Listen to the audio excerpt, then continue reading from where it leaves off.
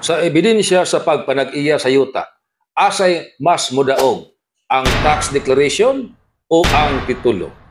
Ang tubag, depende. Kung ang titulo balido nga nakuha, way limbong sa dihang kini na isyu, mas mudaog yun na ang titulo.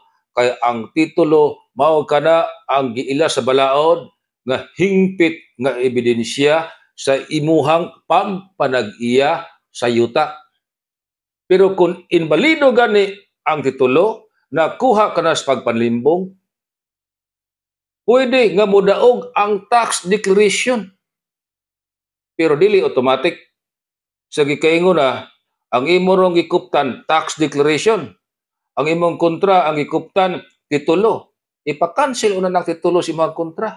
Mo file kag kaso nga tus korte. Og imuhang i-present ang gihuptan nimo nga tax declaration.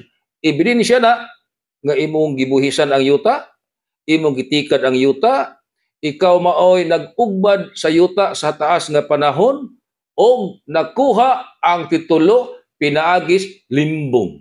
Sa ingon nga paagi, pwedeng mudaog ang tax declaration batok titulo.